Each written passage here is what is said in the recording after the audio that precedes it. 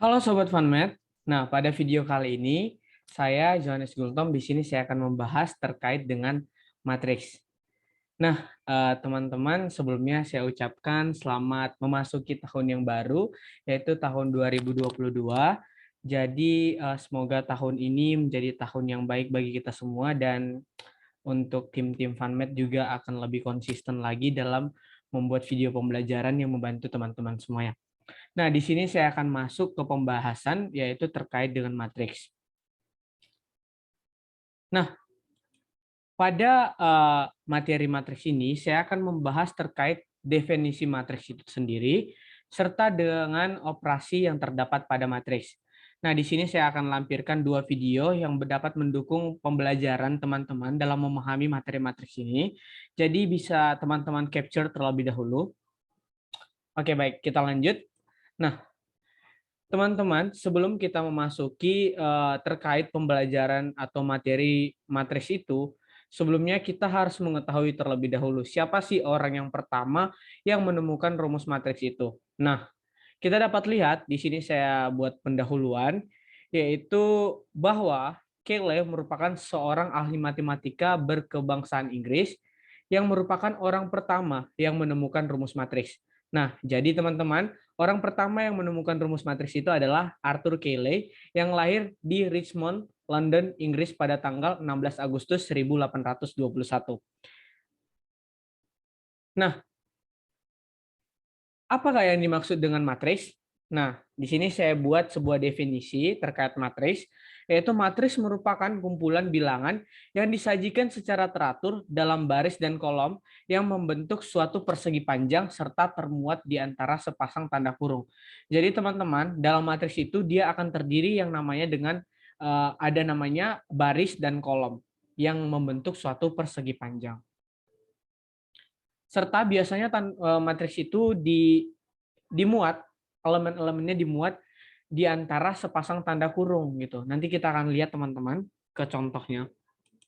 Nah, di sini kita lihat notasi matriks. Yang pertama, nama matriks itu harus menggunakan huruf besar. Misal, matriks A. Nah, kita gunakan A-nya itu A besar, bukan A kecil. Selanjutnya, anggota-anggota matriks dapat berupa huruf kecil maupun angka. Nah, sedangkan untuk yang elemen-elemen atau anggota-anggota dalam matriks itu, misal matriks A, dia bisa huruf kecil, bisa juga angka. Nah, kita bisa lihat di sini, dia ada angka dan ada huruf kecil. Nah, matriks itu juga biasanya digunakan dengan menggunakan kurung biasa ataupun kurung siku. Nah, kita lihat kurung biasa dan kurung siku. Serta ada yang namanya ordomatriks atau yang kita namakan dengan ukuran matriks, yaitu banyaknya baris dan banyaknya kolom yang terdapat dalam matriks itu. Misal kita lihat matriks A ini. Baris itu yang horizontal, sedangkan kolom itu yang vertikal. Nah, kita lihat dari matriks A, min 1, 3, 2. Ini adalah merupakan baris, sedangkan min 1, 5 adalah kolom. Nah, kita lihat ordomatriks itu adalah ukuran matriks yang terdiri dari banyaknya baris dan banyaknya kolom. Berarti banyaknya baris berapa? 1, 2. Berarti ada 2 baris dan 3 kolom. Berarti matriks A ini terdiri dari 2 baris dan 3 kolom atau ordonya adalah 2 dikali 3.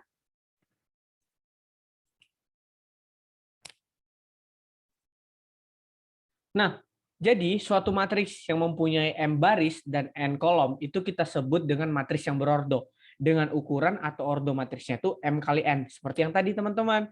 Matriks 2 kali 3. Maka terdiri dari 2 baris dan 3 kolom. Nah, kita dapat lihat untuk memudahkan menunjukkan anggota suatu matriks, kita dapat lihat begini.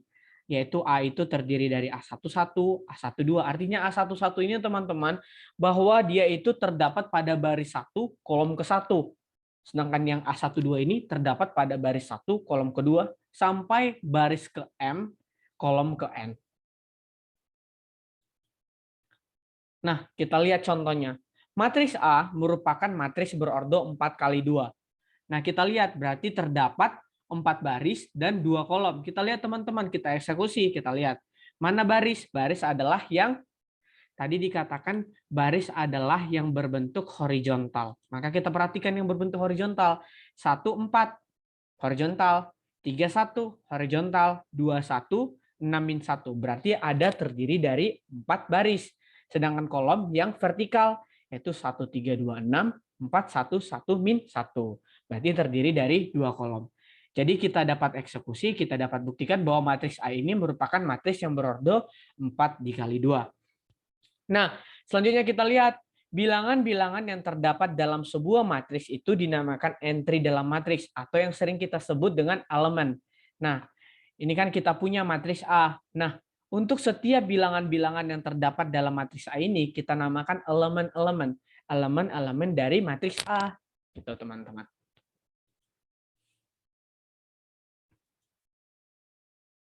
Nah, ini tadi sama seperti yang tadi yang saya bilang A11 itu artinya baris ke-1, kolom ke-1 hingga baris ke M, kolom ke N. Teman-teman saya rasa bisa ingat itu dengan gampang. Nah, kita dapat ketahui bahwa matriks itu terdiri dari ada baris dan kolom. Nah, tadi kita dapat lihat matriks baris, kita tadi sudah tentukan yang mana baris, yang mana kolom. Selanjutnya kita akan bahas terkait matriks baris dan matriks kolom. Nah, matriks baris adalah matriks yang hanya mempunyai satu baris. Nah, kalau misalnya dia anggotanya itu hanya terdiri dari satu baris, itu dinamakan matriks baris. Akan tetapi kalau misalnya dia terdiri dari dua baris, itu tidak dikatakan matriks baris, tetapi itu dikatakan matriks yang berordo. Karena dia nanti kalau misalnya sudah terdiri dari dua baris, berarti sudah terdapat kolom. Karena matriks itu terdiri dari baris dan kolom, teman-teman. Jadi kalau dia matriks baris adalah matriks yang hanya mempunyai satu baris, sedangkan matriks kolom itu hanya mempunyai satu kolom. Selain itu, dia matriks berordo. Oke? Oke, saya rasa itu cukup gampang buat teman-teman sekalian. Nah, kita lihat. Kita masuk ke matriks A sama dengan B. Nah, dua buah matriks A dan B dikatakan sama dengan atau A sama dengan B apabila A dan B, matriks A dan B itu mempunyai jumlah baris dan kolom yang sama atau mempunyai ordo yang sama dan semua unsur yang terkandung di dalamnya sama. Nah, teman-teman, kalau kita mengatakan sebuah matriks A itu akan sama dengan matriks B, maka semua elemen dalam matriks A itu serta ordo-ordonya itu harus sama. Kalau ada yang berbeda, maka matriks A tidak sama dengan B. Biarpun ordonya sama. Karena dia matriks A sama dengan matriks B tidak hanya karena ordonya saja yang sama, tetapi semua unsur atau elemen-elemen di dalam matriks tersebut harus sama. Oke. Kita lihat contohnya. A sama dengan B ini. Diberikan matriks A 2401 dan B 2401. Nah, ini kita katakan matriks A sama dengan B. Nah, ini kita lihat lagi, A tidak sama dengan B. Nah, kita lihat, ini dia memiliki ordo yang berbeda. Kita lihat A-nya itu 242015, sedangkan B-nya itu 1431. Ini sudah memiliki ordo yang berbeda. Maka dikatakan A tidak sama dengan B. Nah, selanjutnya kita akan masuk ke operasi pada matriks, yaitu terdiri dari penjumlahan dan pengurangan. Nah, kita lihat teman-teman. Apabila A dan B merupakan dua matriks yang ukurannya sama, dikatakan dua matriks yang ukurannya sama berarti memiliki ordo yang sama. Oke, bagus. Maka hasil penjumlahan A tambah B adalah matriks yang diperoleh dengan menambahkan bersama-sama entry yang seletak atau elemen-elemen yang seletak dalam kedua matriks tersebut. Nah, kita lihat teman-teman. Misal kita punya matriks A, inilah kita lihat A, A11, A12, A13, A21, A22, A23, A31, A32, A33, dan matriks B, B11, B12, B13, B21, B22, B23, B31, B32, B33. Nah, kita lihat teman-teman, ini dia sudah memiliki ordo yang sama.